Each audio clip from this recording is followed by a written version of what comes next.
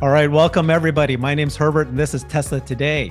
The big news that dropped this morning was that it sounds like apparently Tesla and India are resuming conversations and talks again about possibly setting up both a gigafactory and or even a megapack factory in India.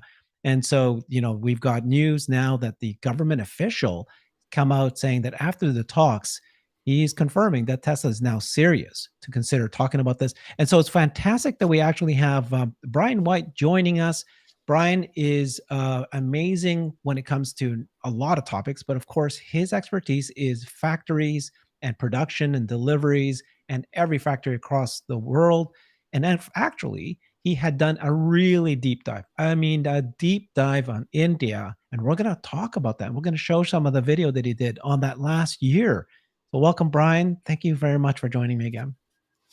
Good morning, Herbert. It's wonderful to be here as always, my friend. As always, love it. Okay, let's get started first with this article that came out this morning. And of course, it says Tesla is serious on establishing India production innovation base, the minister says. This is India's Deputy Minister of Technology told Reuters in an interview today, a day after meeting with senior executives of Tesla. So the meeting happened yesterday. Tesla's had talks with the India officials this week on various topics, not just in automobile manufacturing, but also battery manufacturing. And as you'll see, a number of other topics beyond that as well. So, he said his quote is this guy named Rajiv Chandrasekhar. He said that Chandrasekhar, yeah. they're very seriously looking at India as a production and innovation base. And of course, he says this, which is we have signaled to them that the government of India is working together and will certainly make whatever ambitions they have. Okay. So he says that. And then the part that I just said, which is not just electric vehicles, but also manufacturing EV batteries. So clearly, I think you were the one, Brian, that had said this before to me. Actually, you had said that anytime that Tesla is going to create a megapack factory, they're going to be locating it near their battery sources, and it's almost going to be like, clearly that's one, and that's how you kind of make that decision. Makes sense. So then, the other thing they said was this is what his quote was. You don't talk about cars alone when such discussions take place. You talk about cars, you talk about energy, you talk about manufacturing technology. All of that figures into conversation. What they will want to do in India, it's too far for me to tell, and it's not for me to say. But that's what they said. So let's pause there and said, you know what? Tell me the background, Brian. Well, how did this all happen? You know the history. Why did they restart the conversations? So India wanted to play hardball, and they wanted us, and we had to wait and see who would blink first. There's no question that Tesla wants to be in the Indian market. It's a big market. India today is what China was 20 years ago. China was just getting on its feet. It wasn't selling many cars, it wasn't building many cars, and it wasn't booming. India's got 3,500 plus engineering colleges, and that's just the engineering college. They've got a very smart and educated work base. Their middle class is starting to develop. So why India? Because it's a huge market, and you can't effectively sell there without also building there. And Tesla said, well, let us in. Let us bring some Chinese cars in just to test the market. Right. The government said, I don't believe you.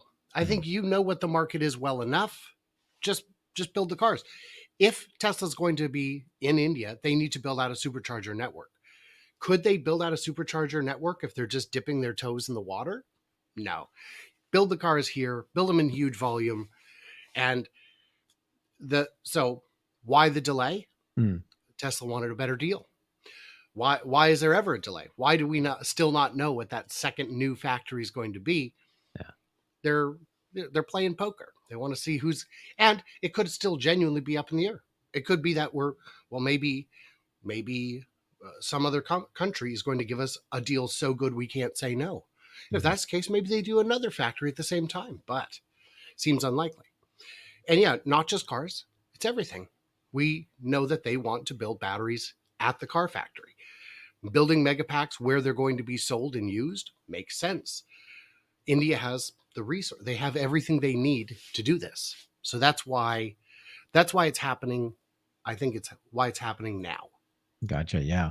So let's just continue a little bit more on on a couple more articles because each I combined three articles into pulling out some tidbits each of them said. Here at the bottom of this article, it says here that there's signs, right? And one of the signs is that a subtle move like Elon following the Indian Prime Minister Narendra Modi on Twitter. I mean, small sign, right? Not a big deal. And then the other confirmation of what you're just saying was that what you just said, right? They wanted to test the demand by importing vehicles from Giga Shanghai in China to see if customers would flock to Tesla. Of course, people were interested, but the import duties on the vehicles coming in carried major implications on pricing, doubling the cost of some cars. Brian, was this import duty already existing, or was it something that they Yes. slapped on and saying, nope, nope, you're not going to do that. You either, invest here or you're not going to, send cars from China just to test it. The minimum import tax on a car to India is 100%. And on luxury cars, it goes up from there. You Yeah. could be looking at 160%. Yeah. So, yeah, if you want that $35,000 car is now 70, that's not going to give you the kind of market data you're looking for. I guess technically you could lose that 35. You could just not charge that markup just to see how they'd sell, but you know how they're going to sell. They'll sell well. Yeah. So the the thing about India is, so then the question is, why India at all? I mean, yeah, it's a large country. It's as populous as 37 Canadas, But which yeah, is I want to do a deep an dive on interesting that. metric. Sorry, Yeah. yeah. We're going to do that right now. Okay. I just want to finish off just this Sure. Sure. concept of what happened and how they made that decision. Just one small point before we move very quickly to what you're doing. So, there's a comment from the article says, "What has changed?" Nothing has changed, right? And what exactly has Right. changed? But it does look like that Tesla is probably the one that's reaching back out to them. What do you think, Brian? What like you said, they're debate, they're playing poker with each other. They kind of said this, then this talk stalled. Why did it revive now? Was it India coming to them again? Or something about why would Tesla all of a sudden think, okay, forget the import taxes. We're going to go ahead and talk about building. I think it was Tesla that reached back out. I think the talks never officially stopped, but stalled is the exact right Mm-hmm. concept there. Mm-hmm. Tesla's not looking for. They don't need. If you want to give us a billion or two, great. If you want to give us a 10-year tax abatement, great. But even without those things, they're going to do it. What they need is political will. Are we going to get our permits? When someone Mm-hmm. asks for a bribe, can we Gotcha. go to you and say, knock this guy off, would you? Because this is ridiculous. We can't afford that. Yes. And that's what they're getting in Mexico and Shanghai. Shanghai, if you don't have the political will backing you, you're just another foreign company, and you can be crushed. But when the government backs you, you don't suffer the IP theft. You don't have all the bribes and corruption. Your permits actually get approved. And I think that's the more important thing. After I made that video a year ago, I Mm-hmm. had a number of viewers from India reach out to me and say, one problem here is corruption. Yeah. And that's why political will is so important, because it's still corrupt, but if it's your corrupt, at least you can get stuff done. Okay, perfect. See, I'm so glad I asked you that question. That's exactly what I was hoping you'd share. So let me go ahead and share that this is something that, this is a video you did a year ago. And Yeah. you're saying why, why should, Tesla consider Giga Mumbai? You called it fantastic. This video is amazing. I am blown away at the information that you shared here. And you're going to give me a little sneak peek with our audience here today. But look at this Yeah. quality of your video. You point out, Giga India. So is it pretty sure already there's going to be Giga Mumbai? Is that your recommendation? That was my thought. In the comments, a number of viewers said it won't be Mumbai. It'd be a different city that would be better suited. So not, I mean, it could be, but I should have just said Giga India. Yeah. So yeah, we don't know why. So are you ready for the preview? I'm ready. Go ahead, guys. Tell me why and all that. It's so good. Sure. So one of the things that makes it attractive is you could make it your right-hand drive export hub. It's a great export hub to begin with. They've got different free trade agreements than a lot of the countries that Tesla's are already building in. So if there's countries that have trade agreements with India that don't have them with, say, Mexico or China, you could get in on those. It could be the place where you build all your right-hand drive cars. Oh. It would be nice to not have to retool the line periodically. It'd be nice to not have to have that second set of equipment laying around. The cost to build there would be comparable. So they have the talent, they have the experience, they build cars already. BMW has a factory there. Nissan has a factory. The best-selling car there is Mitsubishi. Is that right? No, Suzuki. It's Suzuki's the number one. Hyundai, Kia, they all build cars there, but they're building them in low volume. Tesla would do what Tesla does and blow it out of the water. Tata Motors is their big domestic brand. They only make 500,000-ish a year. Their capacity is more like 1 million plus. Tesla would blow that out of the water. And they could do that. If we're talking about a $35,000 Model 3, those would sell. But if we're talking about a $25,000 model, that would really sell. So why India? Again, 3,500 plus engineering schools. Anyone who's worked in tech has known techs from India who were trained, who are very skilled. It's a large country, so they've got a lot of resources. They've got the steel, they've got the aluminum, all there domestically. But the biggest reason is you have to overcome that 100% import duty, which they would obviously do as a domestic manufacturer. If they were to build this factory and go as big and as fast as we believe they would quickly become not just the number one car company in India, but the first mover. But Suzuki's the first mover. Yeah, I guess. But they're not electric and they're not actually moving. They're just kind of selling surplus junk, I guess. So if you look at the biggest car markets in the world, you can probably guess. You've got China, the US, Germany, Canada. Is that the fourth one? No. China, US, Japan. Yeah. Japan. China, US, Japan, Germany, India's number 5. We're not in the 5th biggest market in the world. Well, it's because mostly they're selling 3-wheelers and $15,000 cars. Well, you'd buy a Tesla for 25. And a lot of the cars Tesla's already making are too low to the ground. They would have trouble with some of the Indian roads. So how many people can afford a Model Y? Well, there are 1 million millionaires. Their top 1% is 13 million people. Their top 2%, 26 million people. That alone could carry an entire market. Maybe not a whole factory for Model Ys, but maybe it might actually be able to. Just the top 2%. Just a small part of the top 2%. So even at 35 to 40,000, they would absolutely dominate.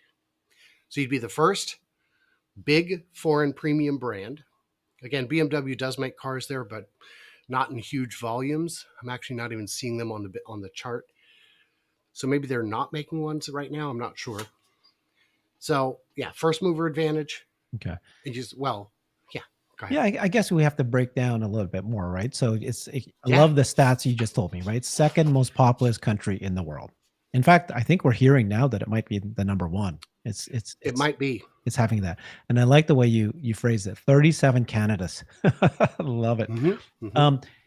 But then it begs the question of, is it like the other thing you've said, which is fantastic. It's China 20 years ago. But, in China, there is a massive market for the premium brand and the expensive cars. And you're kind of saying the same thing with India. But why, what kind of cars are they looking for there? It is the sub 25,000, right? So is this the timing that now it's right for them to come in? Because they're going to have, if they build a Giga Mumbai or Giga India, it's going to be the unboxing process, the 3rd generation, the next generation platform that's going to allow them to reduce costs, therefore lower prices. And then maybe with the modular program that they're coming out with, they can create various form factors of cars. Do you know what I mean? Like, what cars what segments will sell? Are you, although you, I think what you just said, the fact that they're so large and they're a fairly rich country, right? Like you said, it's kind of, I'm sure there's gonna be super super rich and super super poor. There's enough of rich people. Is that what you're saying, that you can sell all of our cars there? Yes, you anything you could build there, you could sell there, because again, the top 2%, that's 26 million people. You're only going to be selling of a given model, what, a half million a year. 1 in 4 people from that group, or 4% of the group, it'd be easy to see where it goes. The sheer quantity of people living in poverty is breathtaking and heartbreaking, but it is getting better. It is developing. And yeah, what cars would sell? All of them, but something at the $25,000 price point would be unstoppable. And that is why now is the time. They were definitely waiting for this. Would they have even announced it before now? Boy, I don't know. I think even if they had made this decision a year ago, Mhm. they would still sit on it to see if they could get a little bit more, a little bit sweeter deal. Okay. Well, tell me about the. We talked a little bit or just earlier that it's not just going to be about cars, it's going to be mega packs or energy. Also, that there, you said before that they're not going to build a factory unless there's ample supply of resources, battery resources. Can you talk a little bit more about that? Well, the so everywhere in the world has lithium. Very few exceptions. It's everywhere. All you need to build an LFP battery is lithium and iron and steel, basically. Phosphate is easy.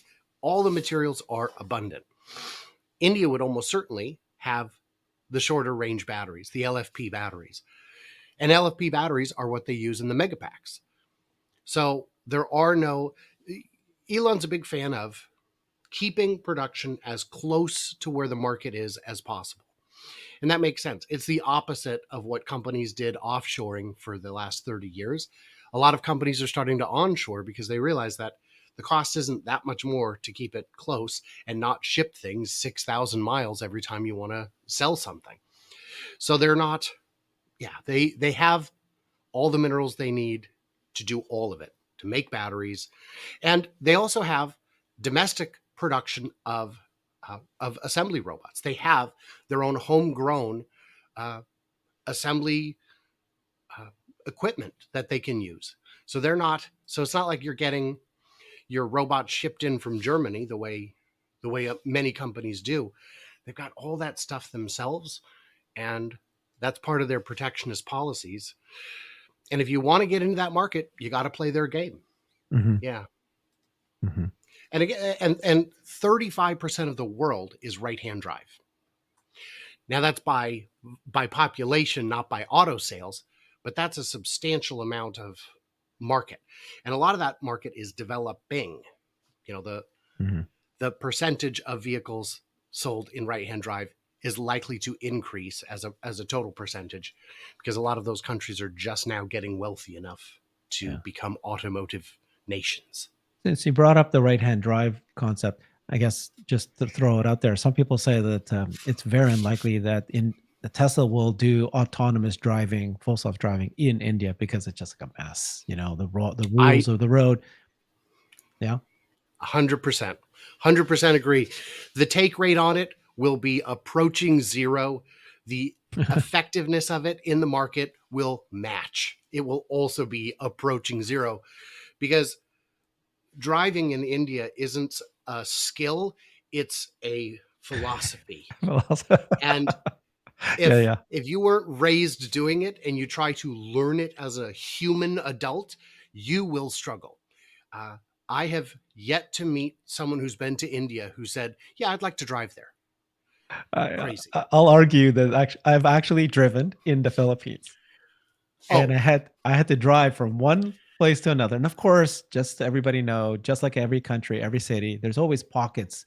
This city of Manila, certain pockets are the rich, and it's incredibly advanced, and it's way more advanced than everybody thinks. But in general, if you try to go from one location to another, which I did, do you know how you get there? you no. go there by a straight line. So you basically, if you're here and you want to go there. You don't care. There's no thing about, oh, that stop sign or that left or that right. You just go and you just keep pointing toward that direction. Now there's going to be cars everywhere and they're all doing the same thing. And so you're like, get in there now. Okay, get in there now. Like you're just like, and so in a way, it's actually not that bad. It's actually, I thought it was actually, it wasn't that difficult because there are no rules and you can just, this was back then. Of course, there's more rules now, but it was just, do you know what So I a mean? question I would ask you is, how much does eye contact play into that dynamic? Nothing. I mean, Because it's full like a no. self-driving Yeah, just think about a has no ton eye of, contact. yeah, just think about a ton of ants and they're all like, they're just crushed and they're all going in different ways. You are just responsible for yourself and you're just kind of making decisions of, okay, I see that guy coming here. I'll wait till it goes in. Then I'm going to sneak in right away. That's why it got better stop. Anyways, yeah, that's just fun conversation there. So okay, so how in your analysis, because I remember you shared with me some ridiculous number of locations that you went and reviewed of all the places that gigafactories could go. Where did Giga India fall in that list? Oh, I don't recall offhand. It wasn't at the top though. It makes sense, but the numbers were difficult. I don't remember now. I don't Mhm. remember. I didn't look But at that okay, yeah, this was a because long time ago.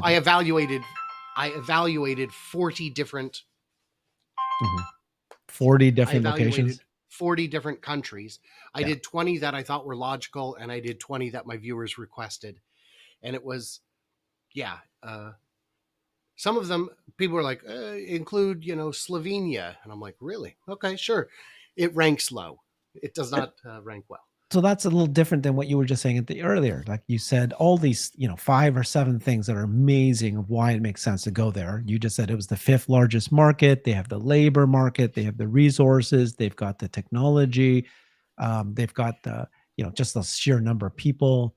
And then if they, yeah, and then you're saying that, So like, yeah, yeah. what's changed is at the time they didn't have the political will that was counting against them, and at the time they didn't have much in terms of battery manufacturing.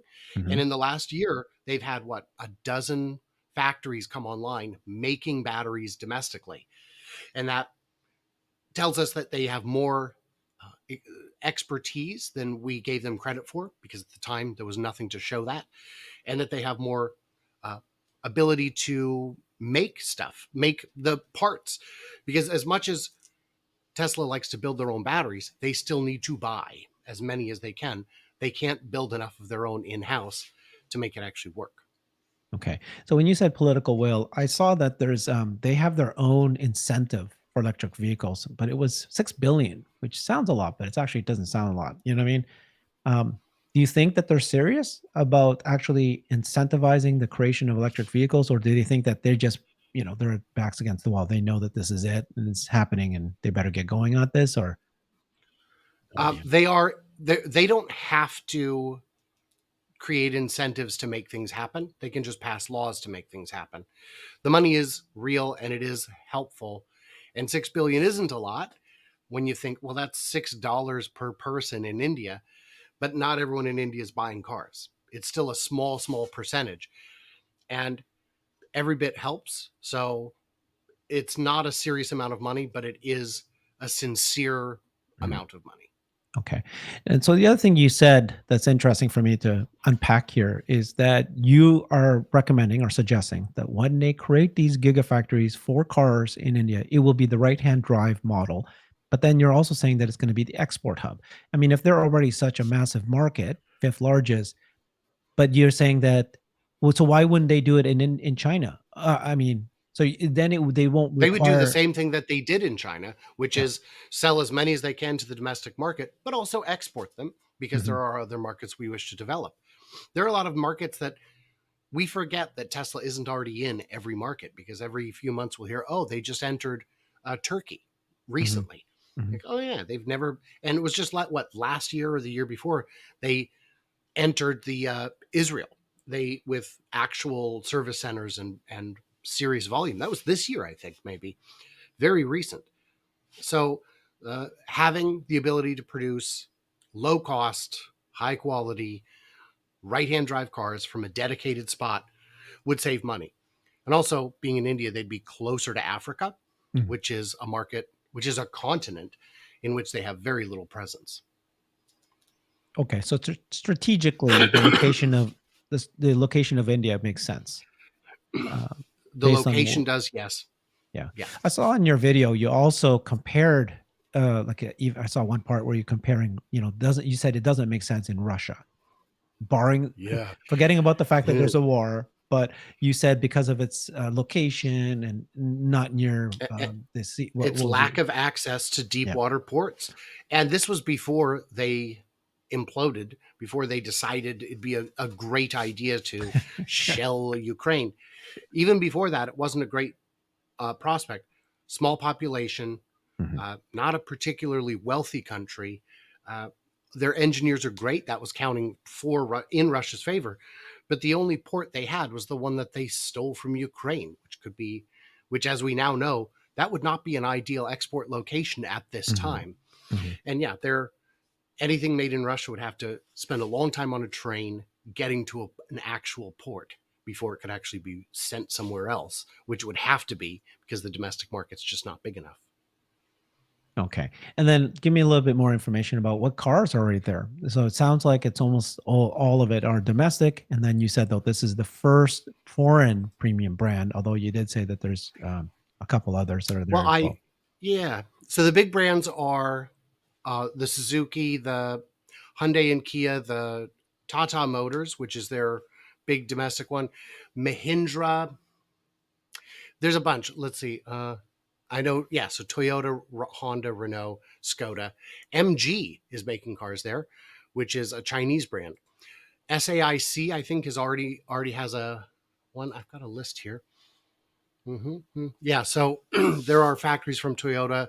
Lexus just opened one 3 years ago, but Mhm. it doesn't appear to be producing in large volume. Uh, they're these companies.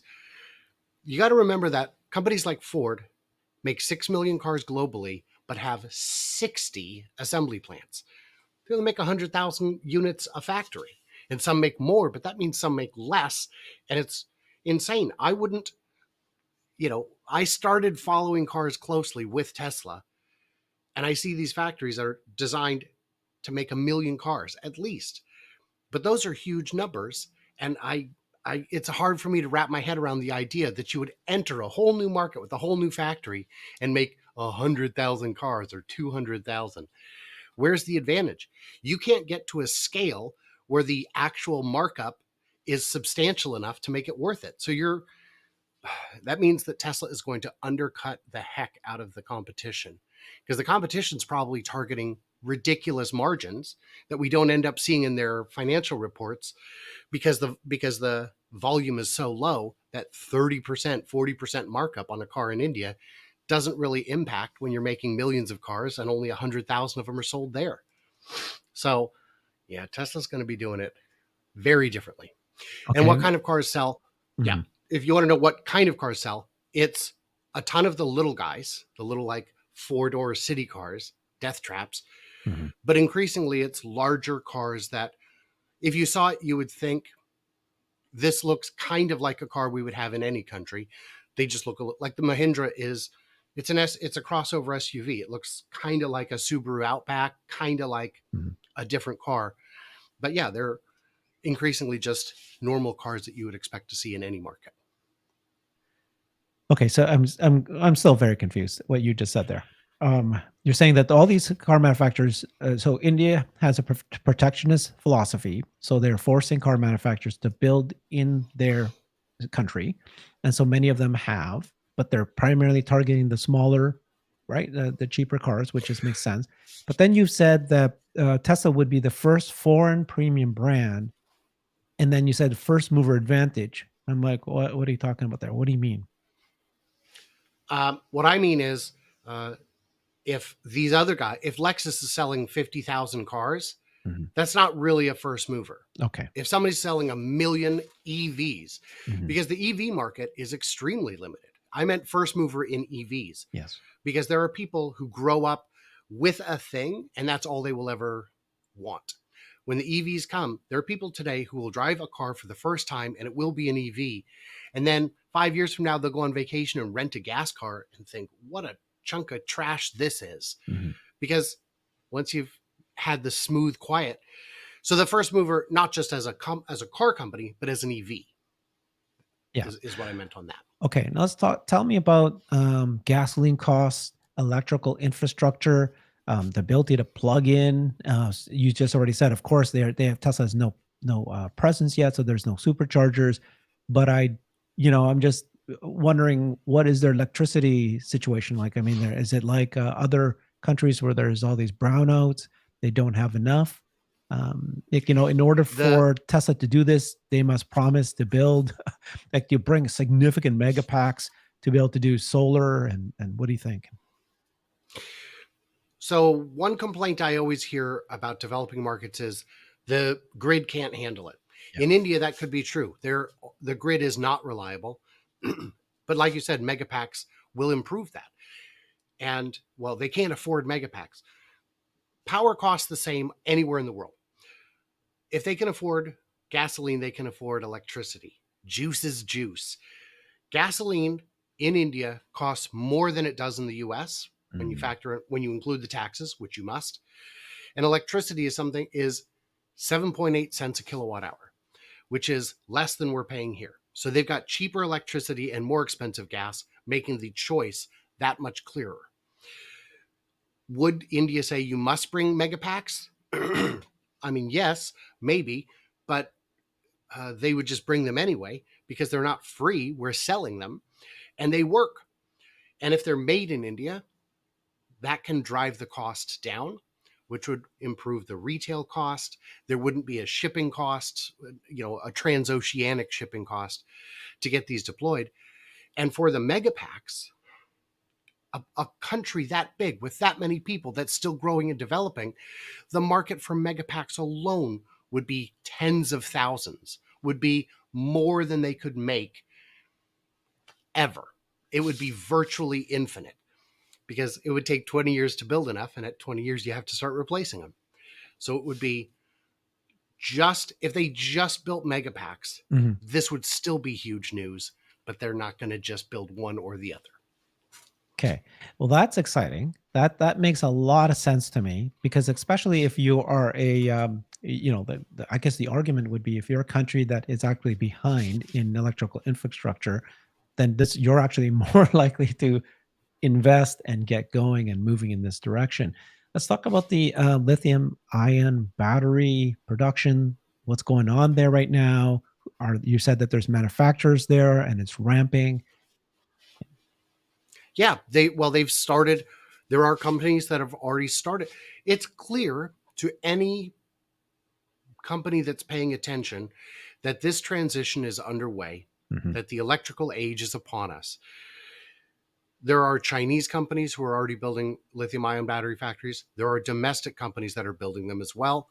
And especially considering the variety of chemistries that are effective and available, they can build different chemistries, different form factors. Everybody wants something a little different, and they can do it. So they've started doing it. And yeah, the battery factory situation has gone from non-existent to competent in about a year. And it's only going to get bigger, just like it is everywhere. Let's show that document you shared with me. So there's the top 10 lithium ion battery manufacturers in India in 2023. And then they first start off saying that batteries are ideal for EVs, electronic gadgets, energy storage systems, medical devices, solar streetlights, telecom towers. Awesome, right? I mean, all of these things we just said would be perfect for India. Solar streetlights, of course, electronic gadgets, right? Medical devices. I mean, like you said, they are uh, quite the powerhouse when it comes to technology. And then here are the manufacturers. These are the ones in India right now. So there's, these are all the names for them. I don't need to repeat them, but there they are. So wouldn't Tesla be a competitor to these guys? Like, or would India not want to support these manufacturers that are based in India? Oops, I'm sorry. No. I thought I was sharing my screen here. Sorry, guys. Oh, I figured you were going to do it in the edit. No, here it is. Sorry. Yeah. There's the batteries, and then there's the the list of companies. Yeah. What do you think about that? Why would they not support these guys? Or they, I mean, they need to support everybody, right? They need as many of them as They possible. do. Exactly. And this list that you're showing, these are companies that would likely be supplying to Tesla. Oh, So by supporting Tesla, they're supporting these companies. These companies may have gone to them and said, "Look, you told us to build battery factories and we did. Now we need someone to buy them." So it, yeah, could be a very beneficial win-win situation for just everybody. okay. So lithium refinery then is probably going to be part of the equation, right? And I then mean, maybe. Well, yeah, I don't see Tesla building a second lithium refinery until the first one has been validated. And that's okay. going to be a year or several. And lithium refinement is not a impossible task. Other Mhm. companies can step up to fill that void effectively around the world. And there are certainly a capacity in India that is not yet fully utilized. It's not like some markets where you can't even hire people. In India, you can hire people. Mhm. They're they have a workforce that is available, and lithium refinement would be not an issue. I wouldn't worry Okay. about that. And then would you agree that this next gen platform, people are guessing that it's going to be the $25,000 compact car and a van and maybe other kind of variants of those things. And those are generally people are saying that's the US is actually not a great market for the compact car, but they're building it in Mexico. It's for South America, and then they're going to be building it in China. Pretty obvious that they'll do that. And then this is why they want to do India, because India would be a perfect market for both of these builds. Is that your thinking? 100%. There's We thought the market for the Model 3 was pretty strong. I didn't I When Elon said the Model Y is going to be the best selling car ever, I said, well, I mean, it's not, but that's very exciting. I had no idea that the best selling car in the world would be a 50, Right. $60,000 car, Yeah. which is breathtaking. Yeah. But if you make a product that's as compelling as the Model Y, but half the price, oh man, this Model Y volume sales will look a little sad compared to the compact. The compact is going to be that huge, and the factories building it are going to be. We thought Giga Texas was huge. When we were at the shareholder meeting, we got a little tour of the factory. Now, it wasn't like the one you got at Cyber Rodeo where you got to see the Mhm. production of batteries and casting. This was just inside final assembly. And the space was monumentally ginormous.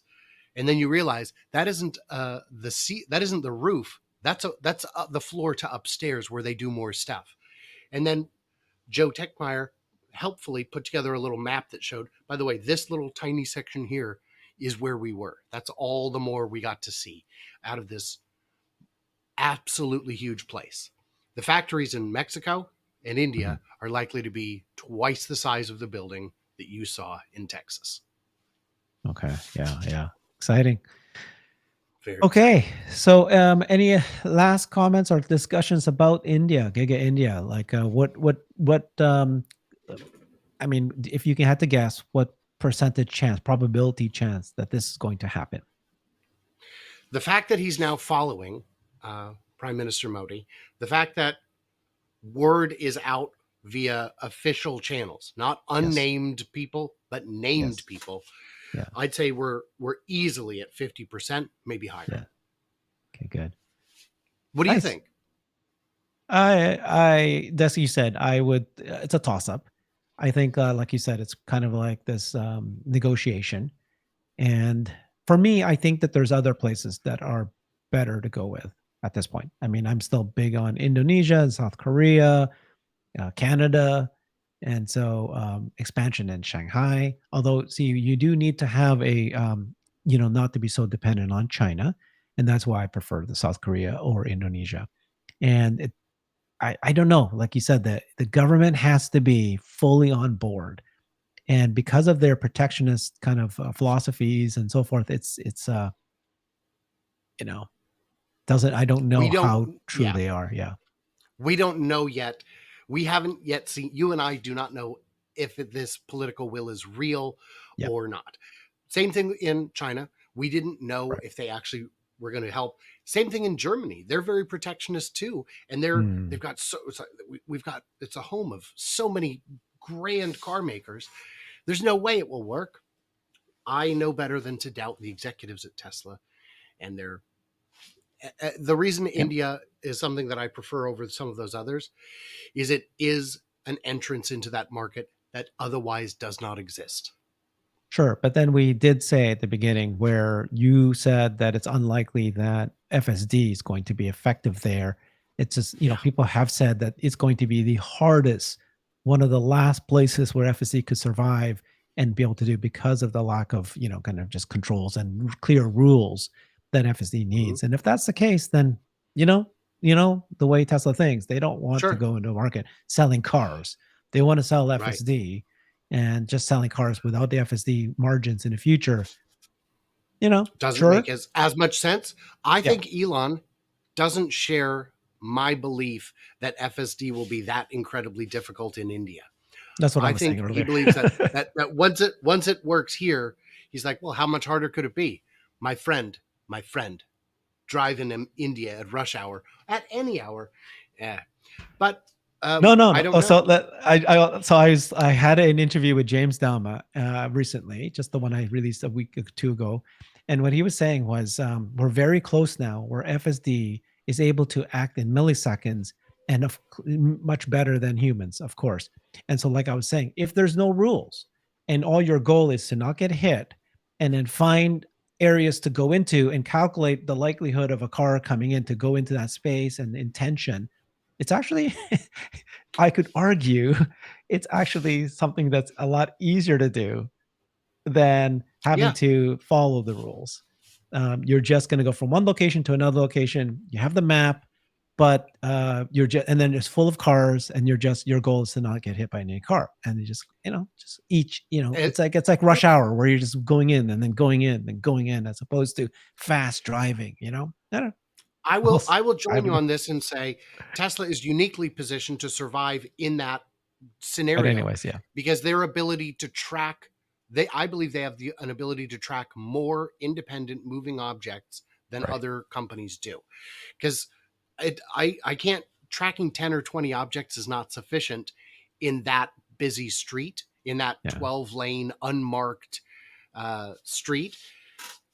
Yeah, because they're coming at yeah, all yeah. directions and all speeds. So I think Tesla would be uniquely positioned to survive that. Mhm. And yeah, we'll see. I Yeah, appreciate your we'll see. input on that, and No, thank you I for don't sharing your know. thoughts I on have India. no idea, but okay, that's interesting. Yeah. All right, so in the last 10 minutes here, what I'd like to do, because you are the expert in manufacturing and kind of tracking production, it's been a while. I haven't gotten your projections. We just finished Q1, had the annual shareholder meeting. Give me a sense of, like, just a roundup of what's happening with what's your production estimates for Q2, how's it looking, and then for 2023, given everything we've been hearing, the confidence of the management, but we're still in a massive macro. They did all these price cuts, they did some slight price increases. Where are you at with all this? So the same place I was, a couple weeks ago, before the news of 5,000 a week came out of Texas, Mhm. we were already looking at the chart and saying they're probably already there. And around the time that people like me and James Stevenson were saying they're probably there, they were there. It became official. So how are we looking for the quarter? I've seen some very well-known names saying, "Oh, this quarter is going to be terrible." To which all I can say is, "What are you talking about? The demand is still there. They're able to lower the price to keep the spice flowing." So, what are we looking at? Fremont is not slowing down. At some point, I believe there will be a building or several demolished to make a fresh new line. But that time is not yet happening. Fremont numbers are good. Shanghai, not slowing down. They've run out of places to build stuff, so they're not adding capacity. But why would the numbers go down apart from, having those Labor Day recently, which was, I think it was like 1 or 2 days off, but that's nothing compared to Chinese New Year in Q1. Then you've got Berlin, which hit their 5,000 a week milestone recently. Texas just behind it. So what's this quarter looking like? Bigger. It is looking like a new record, which may come as a surprise to you. And how are we looking for the year? That 1.8 million unit target, Yeah. very strong, very, very doable. Well, they would need to sell. Yeah, we know they're going to. I'm still saying 2 million is the floor. And the floor is lava, baby. It's going What does that to, mean? What do I you don't know. mean? It's just so hot. It's just so hot. Uh, I think 2 million is still is the floor, because the I was able to confirm from the little factory tour I got at shareholder day, that shareholder meeting, I was able to confirm that they are running one line. And we know from studying the footage that they're installing two more. The capacity of that factory by year end, the capacity, not the production, is going to be 15,000 a week, because one line's already doing 5,000 and two more are coming in. And the same is true in Berlin. They are also adding lines 2 and 3. Their capacity will also increase to 15,000 a week. So those numbers you see in the quarterly report where they say, oh, capacity more than 450,000 or whatever they put in, it's 750 just from the footprint we have, which means Wow. this year's compound annual growth rate of 50% looks solid, and so does next year's, even before the new Mexico factory approaches completion. The 50% growth for now remains baked in. I love it. Yeah, that's exactly what I think we need to do. Is go back to the 50% growth, and it's really just production limited. I mean, now that they're open to reducing prices because they can, because of the margins, Mm-hmm. and then the margins just gonna get better. Is there anything that you think might be a surprise in terms of better expectations of better margins, reduced cost? In the next 7 months. No. Am I looking for a surprise benefit to the upside in cost or margins? No. I think it's all predictable. Parts are slightly less expensive than they were last month, last year. Uh, Labor is not getting cheaper, although it's amazing to me. We saw at the shareholder meeting that Tesla added 30,000 new positions last year, but had 3 million plus applicants. We're getting the best of the best, and everyone else gets the rest. So the um, other cost reductions, batteries can get a little cheaper, but there's no big crunch on the production, on the side from the producers, because they know they can sell every battery cell they make, whether they sell it to Tesla or someone else. So those prices can come down, but I don't see any huge jumps. The big savings will be getting enough vehicles coming out of those factories to better amortize the depreciation of the building. Okay. Good. So I haven't asked you yet. You've been traveling like crazy. Haven't had a chance to sit down with you, but you went to Ireland. You went to another trip here in Vancouver, in Seattle, and then you went to you went to Austin. What was your biggest takeaway from the shareholder meeting? What was your experience there? That was your first factory tour. What did you My pick up? first time inside a building. It was one of the Tesla buildings other than a sales or service center. Yeah. It was amazing. The big thing to me, there were two things. We might dabble in advertising, fine, we can talk about that in a minute. But the big thing to me was the sisters were there again. Every year, this Catholic organization sends the sisters, and it's these Yeah. two old nuns Uh, who come dressed in habits. This year, it wasn't them; it was a different representative from their organization. But they put on the ballot every year for shareholders to vote. Give us accountability, so we know there are no children in the mines. We right. know Yes. children in mines is a thing that happens in some. And Elon said, you know what? Fine. And I know you and I have talked about this. There is no, you know what, fine. That's not something he does on the spur of the moment, not for something that big. Yeah. This is something that he thought about for years. And his answer was, and to me it was huge, was look, first of all, we don't use as many of those batteries as you think we do. Everyone else does. Go hassle them now. But fine, we will bring in a third party to make sure that our supply is free of conflict labor. We'll put a webcam at the mine and you can watch it. And if you see kids going in, tell us. And I thought that was a little cynical, but appropriate. Because if you're not hassling, Ford uses very cobalt intensive batteries and no one's protesting them. No one's showing up at their shareholder meeting saying, get the kids out of the mines. It's unique to Tesla. But what it told me is not only is it common for others to hold Tesla to a higher standard, but Tesla is willing to hold themselves to a higher standard. And I think that's something that should be commended. It won't be because the media is so cynical, but it's something that should be commended. And that was all the other stuff, wonderful, love to see it, but that was the one that caught me off guard and surprised me. I agree. The reason is that just what you just said there at the bit there, which is it's like nobody's gonna know that they did this. Nobody's reporting it except us. No, it's not in And the news. they're gonna spend the money to do this just because it's the right thing to do. But it's not like being done for PR purposes, because if you had known that maybe, yes, so this is going to make us look great in the market, in the media, but you already know it's going to actually be backfired on it anyways. And so for him to have agreed to it instead of just ignoring it because we don't do anything, it's Right. great. Yeah, that's a big deal. Yeah. And it's not in the media. The media doesn't care. The media, if analysts were, if the fudsters were honest and serious, this would be huge news. And they would say, you know what? We need to go after the other guys next. We need to go after Apple and Samsung and Kia and Hyundai and Ford. But they don't care. So I know you know this answer, I think, because I've seen your videos and your deep dives on battery. In fact, I think I interviewed once on a deep dive on what makes a battery. That was amazing.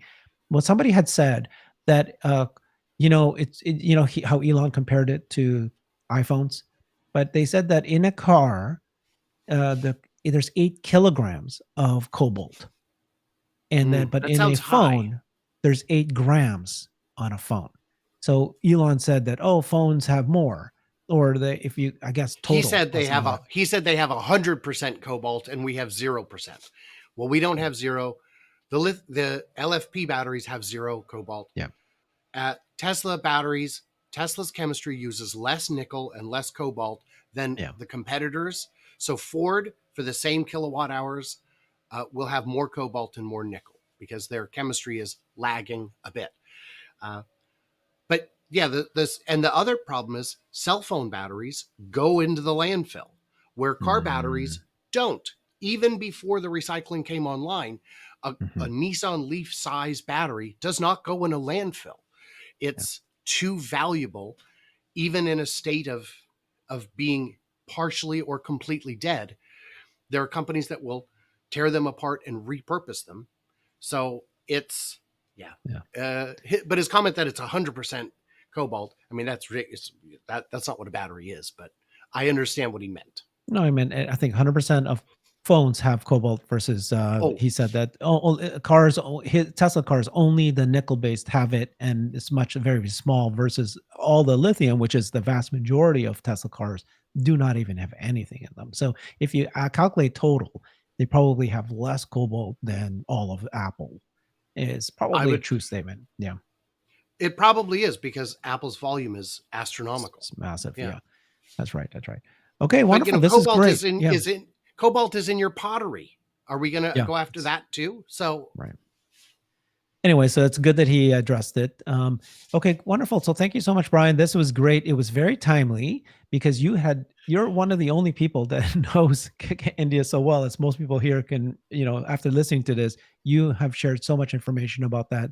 No one else has done this deep dive. You are a gem in this community. You had done this analysis a year ago. Here it was just this morning. It was kind of news last night, this morning. So thank you. This is great information. love having you on. Thank you for that, folks. Again, you have to follow Brian. This guy is unique.